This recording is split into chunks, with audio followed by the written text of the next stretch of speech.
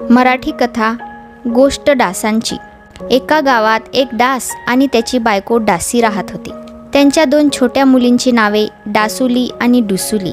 डासुली डुसुली मोठ्या झाल्या, गावभर फिरू लागल्या। एकदा संध्याकाळी डासुली म्हणाली, ए डुसुली ताई, तो गरगरीत माणूस पाहिलास का? माझ्या सोंडेला पाणी सुटलंय, चल ना आपण त्याचं रक्त पिऊन येऊ। पंख हलवत डुसुली म्हणाली, आले असते ग ताई, पण आज माझा उपवास आहे। हे ऐकताच डासुली किंचाळली, काय उपवास? म्हणजे उपाशी राहणार की काय तू? अगं ताई, उपाशी कशाला राहायचं? आज मी माणसांचं नाही तर म्हशीचं, गाढवाचं किंवा इंग्लिश कुत्र्याचं रक्त पिईन, तेवढाच थोडा चेंज। खरं सांगू, रोज रोज त्या 2 पायांच्या माणसाचं रक्त पिऊन सोंडेची चव जाते। आठवड्यातून एकदा 4 पायांचे प्राणी ट्राय करायला हरकत नाही। कशी आहे आयडिया? डुसुली भलतीच खुश होत म्हणाली आणि दोघी जणी उडाल्या।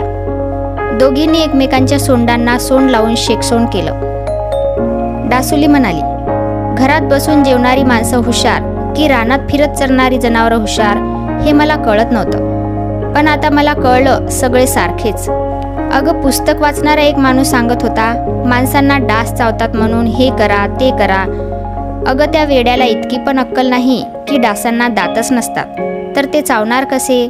डुसुली आणि डासुली इतक्या हसल्या की त्या गुंगू करायचंच विसरून गेल्या।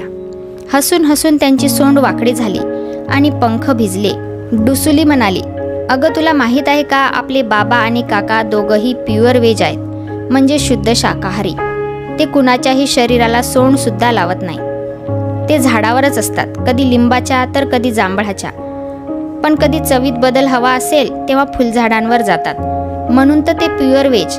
तुला एक गंमत कळली का? आपण मुली माणसांचं रक्त चवी चवीने शोषतो, पण ती माणसं म्हणतात तो डास आम्हाला चावतो, तो आमचं रक्त पितो।